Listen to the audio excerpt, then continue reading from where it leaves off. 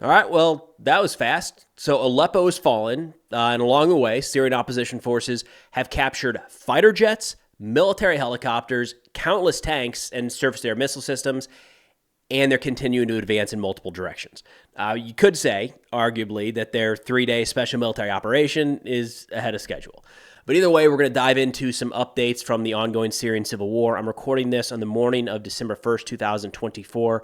Now, as a note before getting in here, this is a very messy and complicated conflict. You're probably going to hear a lot of terms that you haven't heard before, organizations or places. That's okay. There's not been a lot of focus on Syria in recent years. The last video I made might be worth watching if you haven't yet. The goal there was to provide more of an overview of the conflict, the different sides like Russia, Iran, Hezbollah, the pro-Assad forces, the opposition forces. We dove into HTS, the group leading the charge right now in this offensive. It's kind of a primer, if you will, to hopefully help folks better understand the updates as they come out. So that'll be linked in the description below if interested. Now, by and large, it's probably easiest right now to still talk about this in terms of pro-Assad forces and opposition forces. There are some cracks emerging there. There's been a lot of cracks for a long time. There's not a unified opposition group per se. But when you're talking about some updates on the battlefield and kind of seeing how the lines are shifting, I think the simplest way to look at it right now is regime forces and opposition forces. However, we're going to get into some of the complexity there here in a minute. Now, looking at some expert updates here, I am not an expert on the Syrian civil war. I'm not an area expert. It's something I've studied for a long time and I'm loosely familiar with, but I think it's worth following a couple guys that I'll have in the description below that I look to for updates on this and other conflicts. I view my role here, for what it's worth, as a communicator, trying to sift through a lot of information and kind of dial it down to what I think is a coherent, short video to kind of provide a quick update. But I, by no means, am a Syrian civil war expert. So leaning on our first guy here, Charles Lister, who said, quote, Aleppo has fallen, along with the entire western countryside and much of the south too, including the international airport and at least one Syrian airbase. He said next door in Idlib, opposition fighters took control of Sarakeb, cutting the M5 highway and a few other towns. After that, they marched into Hama, taking Marek and advancing all the way to Hama city. In northern Aleppo, the Turkey-backed SNA, Syrian National Army, is probing into areas controlled jointly by Assad's regime and the SDF, Syrian Defense Forces, around Tel Rifat.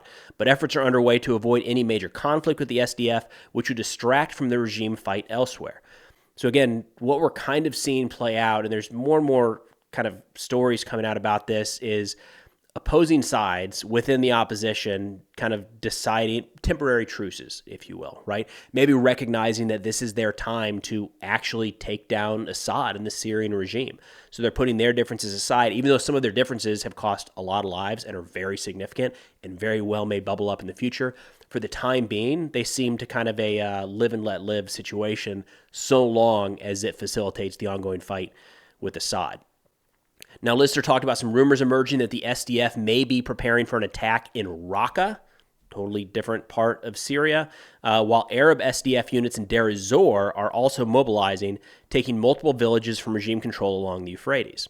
He added that, inspired by opposition gains to the north, former opposition factions in rural Homs have captured a couple areas and are threatening to march on the provincial capital. There are some clashes reported in rural Damascus as well as surrounding rural areas. Think of this as momentum. The Syrian civil war for a long time was very, very fluid, and you'd see individuals on the ground and factions kind of changing sides. And I think a way to look at this right now is any degree of opposition group around the country is looking at the Assad regime falling back from most of their locations. I mean, by all accounts, the Syrian army is not standing and fighting. They're fleeing quickly, and more on what that has meant here in a second.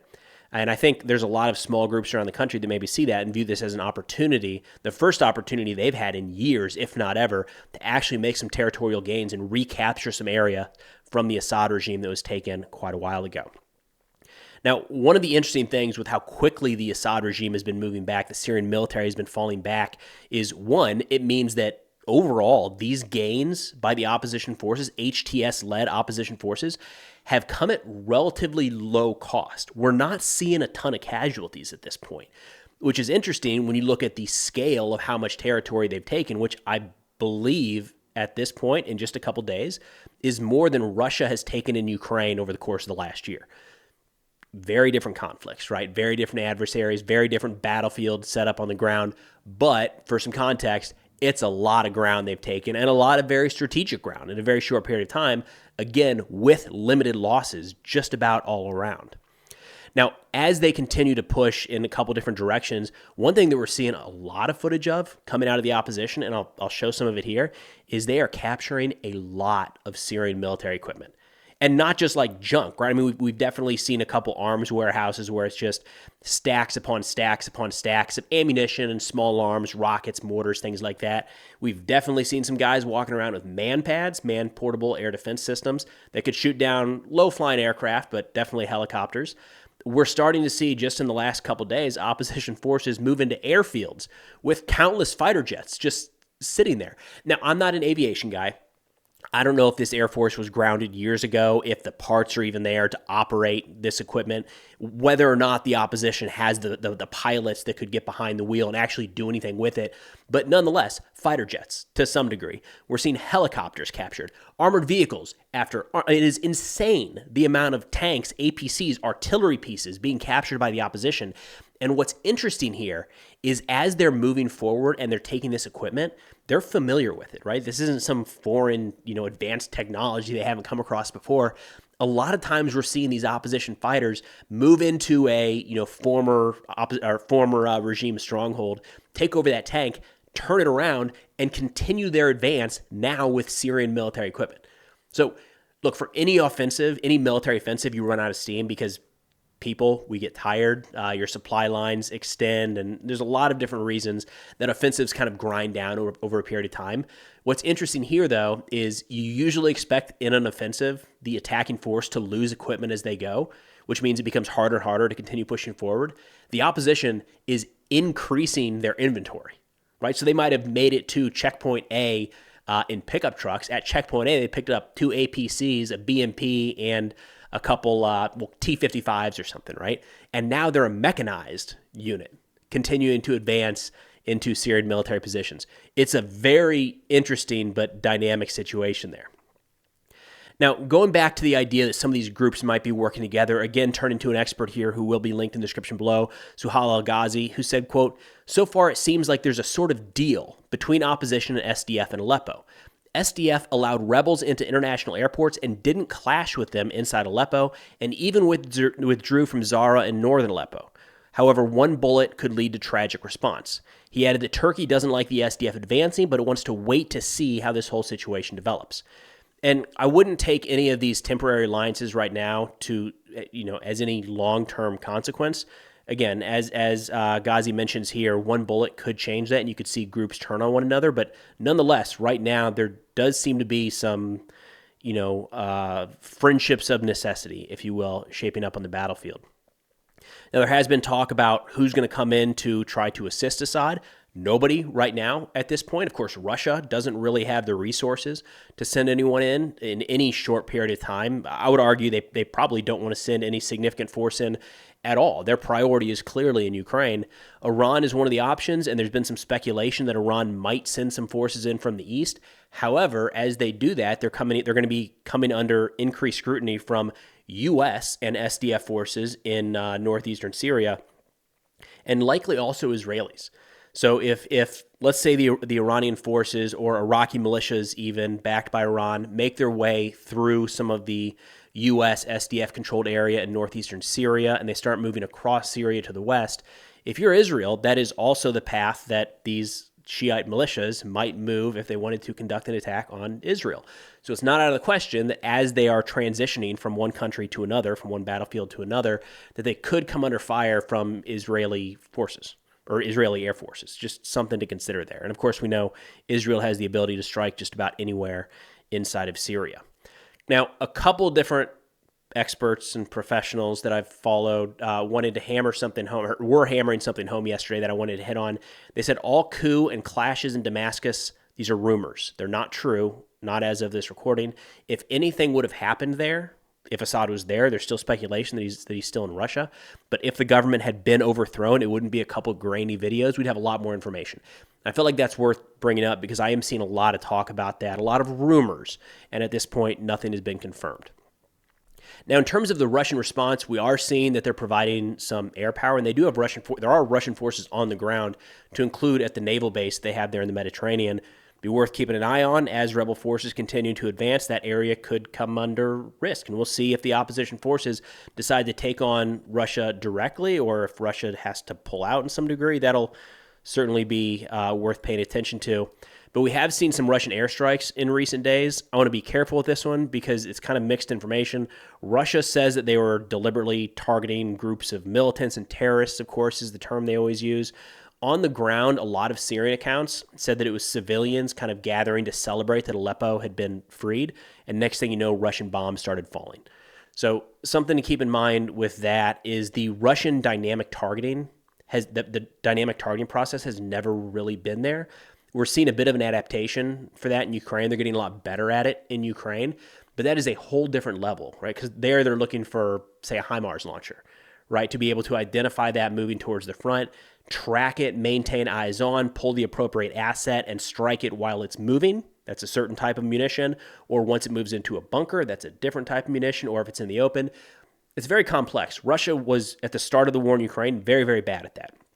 They're getting better, but those skill sets and those resources and those assets are in Ukraine. They're not in Syria right now. So something to keep in mind, the dynamic targeting of Russia going after, leaders of HTS as this offensive is shaping up so fast, unlikely that Russia is going to be a step or two ahead in the targeting cycle. However, at the same time, we did get news that Syrian forces just earlier today were firing Toshka ballistic missiles for the first time in years. That'll be interesting. Again, dynamic targeting is something you have to question.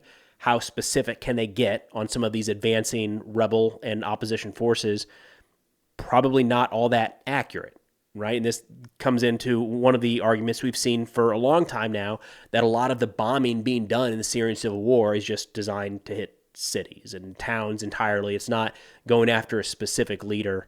And it's probably what you would see with some of these Syrian ballistic missiles being fired as well.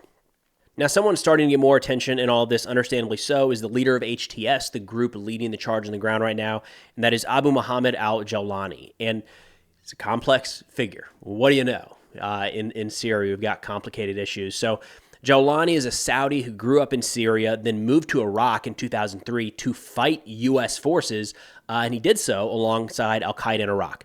Then when the Syrian civil war kicked off, he was arrested a couple times, spent quite a while in U.S. Iraqi prisons, eventually was released. When the Syrian civil war kicked off in 2011, Jawlani helped to facilitate the establishment of Jabhat al-Nusra, which was the al-Qaeda branch or al-Qaeda affiliate in Syria, and then he helped Baghdadi, the leader of Islamic State, kind of move Islamic State into Syria on or about that same time.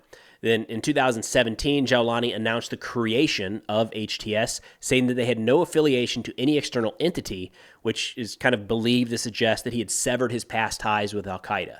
HTS then went on to fight, kill, and arrest Islamic State and al-Qaeda members in northwest Syria. And of course, right now, this is the group largely leading the charge against the Assad forces. Now, he put out a statement. A couple things. First off, there was speculation yesterday that he was killed in a Russian airstrike. There were pictures circulating on Russian, Iranian, and Syrian media saying that this was him, that he was killed. I don't know. That picture's from 2017, so maybe he was, but that picture certainly isn't proof. I haven't seen any evidence other than that at this point. Now, Jawlani put out a statement yesterday that I thought was interesting and worth running through here, because when you have somebody like this who has 20 years of fighting alongside, or I guess it's less than 20 years, we'll call it 14 years of fighting for and alongside kind of radical jihadi organizations like al-Qaeda and Islamic State, and now he's being presented as the more moderate group in the opposition, I think that is grain of salt is probably the right way to put that, right? This is the kind of thing where you want to see actions more than just words. So I thought it was worth highlighting a statement that he made yesterday and some of the things he talked through. He emphasized in a message to his fighters in the battlefield, emphasized the critical moment of their current mission. He stressed the importance of continuing to liberate territory and the return of the displaced peoples to their homes. He urged commitment to Islamic teaching, human ethics, and moral responsibility. He said the lives of civilians and their beliefs and possessions must be safeguarded. He said fighters must ensure safety without vengeance. Humane treatment of prisoners and the wounded is a must. calls for avoiding excess in violence or retaliation. He said fighters in the offensive are accountable for representing the Syrian revolution's values. The end goal is a free Syria for all Syrians, and he reminded revolutionaries that true victory lies not only in the current battle, but also what comes after, governance and providing for the population. That is kind of what you expect to see and hope to see from somebody leading a movement like this. I should note that is not what we saw from Islamic State when they were rampaging across portions of Iraq and Syria a while ago, and really anywhere Islamic State operates. A lot of that is kind of at odds with how ISIS would control territory. Again, though, these are words. We'll have to wait to see how it actually plays out on the ground, but again, the argument that Jawlani is the moderate is, I think, it's a sliding scale, if you will. More moderate than Islamic State, more moderate than Al-Qaeda, but a long shot from what we might actually call a moderate militia leader here in the United States. Still Salafi jihadi and a designated terrorist organization here in the United States and elsewhere. Now, one interesting dynamic to all of this is watching kind of the Russian meltdown, I think is the way to put it, across social media, especially on Telegram. And there were a couple different statements here that I thought were really, really interesting to kind of give you the perspective of how Russia is viewing this. We're looking at some Russian military bloggers here. So these are, war correspondents that mostly track Ukraine at this point, and they're not happy. Starting with Milinfo Live here, he said, quote, "The situation in Syria should become a clear example for all those who want to advocate freezing the conflict without resolving it in essence. If the root cause of what happened is not eliminated, then the side that is most dissatisfied with the results of the truce will inevitably begin to prepare for a new conflict and wait for the right moment." So it's interesting seeing they're looking at Syria through the lens of Ukraine. Right, so we cannot freeze the conflict if Ukraine is still upset about something because they're going to rearm and carry out kind of what we're seeing in Aleppo right now. Alexander Kotz, another Mill blogger, said, quote, "Why should we, Russia, be responsible for the failure of the Syrian army? We spent so much effort, money, and lives to achieve a tangible result, and it was squandered in a matter of hours, and this process will continue. And in the current conditions, I don't really want to be saddled with the main burden of yet another rescue of a regime that does not learn any historical lessons. We have enough of our own concerns today." Look, I pulled that one out because I feel like you could swap out a couple words, and that could be a lot of people talking about the U.S. withdrawal from Afghanistan a couple years ago. And there have been some jokes made on Russian social media that they're getting close to having that same view of Russian military aircraft leaving Syria with Syrians hanging on the outside trying to get out before opposition forces move in. The last one here came from a military analyst for Russian state media, VGTRK, which there's been some wild ones, and this is right up there. He said, quote, "Ukraine, in coordination with the United States, has long been training militants of the terrorist organization HTS in Syria. At the same time, Kyiv, in order to compensate for the deficit of manpower in the ranks of the armed forces of Ukraine, is conducting large-scale recruitment campaigns on the spot. Radical anti-Russian militants are being pulled out of HTS prisons." So that's something, I guess is the best way to put it. Now, Russia did just relieve their overall military commander in Syria, and there's been a lot of people pointing at the issue of poor leaders have been there because the good leaders have been in or have been moved to Ukraine to fight the real war there from a Russian perspective. But look, it's all over the place at this point between Russian and Iranian media kind of plastering this. By and large, they're presenting, again, and I mentioned this in a previous video, everybody that Assad is fighting is a terrorist, and everybody that Assad is fighting is backed, supplied, supported, or is Israeli Mossad, Ukrainian GUR, or just the Ukrainian military in general, and or the United States. So it's always those groups fighting. There's no agency, I guess, for any of these opposition groups wanting to do away with Assad at baseline. Imagine that. Now, the United States has been pretty quiet, all things considered, on this. I saw somebody mention recently trying to figure out, like, where does the U.S. fall in all of this? Who do we support? What do we want? What do we not want? And I think the silence is a good indicator. It's so complicated and so messy. It's just varying degrees of probably not good in a lot of ways. So there was a statement put out just yesterday by the White House, and I thought it was worth reading start to finish here. They said, quote, "We are closely monitoring the situation in Syria and have been in contact over the last 48 hours with regional capitals. The Assad regime's ongoing refusal to engage in the political process outlined in the United Nations Security Council Resolution 2254 and its reliance on Russia and Iran created the conditions now unfolding, including the collapse of the Assad regime lines in northwest Syria. At the same time, the United States has nothing to do with this offensive, which is led by HTS, a designated terrorist organization. The United States, together with its partners and allies, urge de-escalation, protection of civilians and minority groups, and a serious and credible political process that can end this civil war once and for all, with a political statement consistent with UN Security Council Resolution 2254.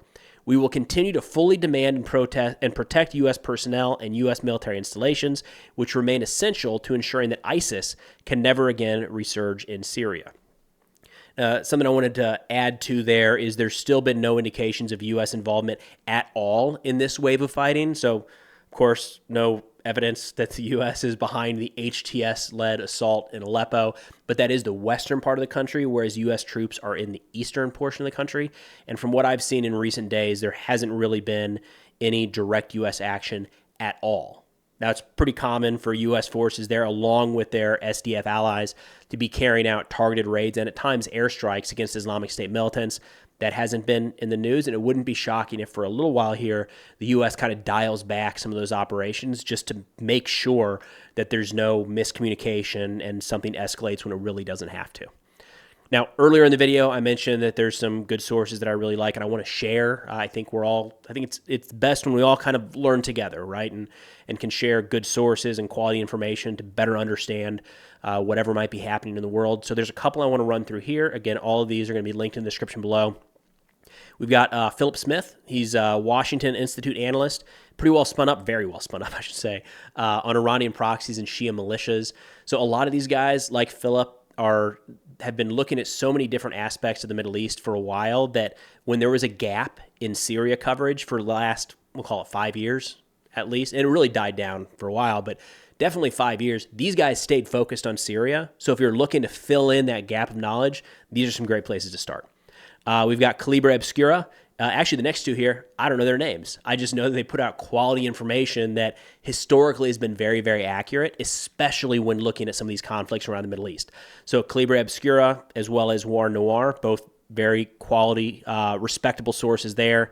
Aaron Zellin is the founder at Jihadology. An incredible resource. Again, Aaron's one of those people that's been focused on kind of the jihadist threat and terrorism operations around the world nonstop. So when you're seeing things pop up like who is HTS or what's their relationship with Al-Qaeda or Islamic State, Aaron is kind of like the guy to go to help answer those questions. And then last but not least, the guy that I started quoting at the beginning of this video, Charles Lister. He's the director of the Syria program at the Middle East Institute. Incredible source of knowledge. I'd recommend you follow all of these. Check them out or give a look. A lot of really good information that they're putting out on a pretty continual basis here in recent days. But that's all I've got for now. Thanks for watching, and I'll see y'all next time.